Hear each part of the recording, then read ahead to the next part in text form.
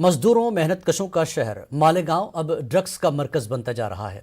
पिछले एक हफ्ते में पुलिस ने गांजा, चरस और दीगर नशावर चीजों पर कदगन लगाते हुए बड़ी कार्रवाई की है। पुलिस ने तय किया है कि मालेगांव को नशा मुक्त करेंगे।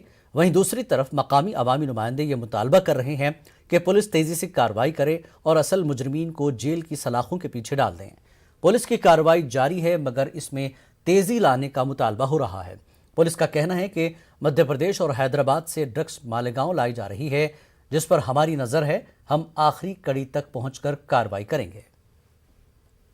मालेगांव शहर में नशा बेचने वाले लोगों ने बहुत बड़े पैमाने पर इसको मरकज़ बनाया है और कुत्ता गोली बोलो, एमडी बोलो, गांजा बोलो, चरस बोलो, भंग बोलो, ऐसी नशा आवर चीज़ें ला करके वो लोग शहर में लाते हैं और मालेगांव से इधर उधर जो है उसको तकसीम किया जाता है। पुलिस डिपार्टमेंट की तरफ से उनके ख़िलाफ़ बड़ी कार्रवाई हुई है और करीब 140 किलो गांजा और इसी तरह बड़ी मिकदार में चरस पकड़ा गया है।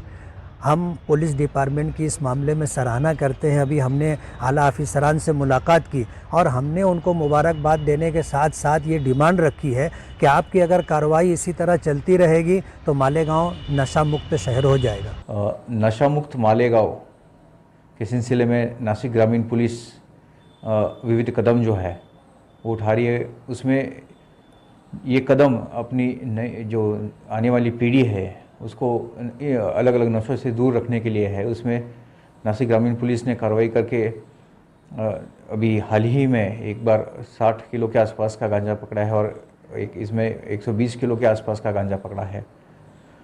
ये गांजा जो है वो अलग अलग यानी राज्यों से यहाँ पे मार्गस्थ हो रहा था।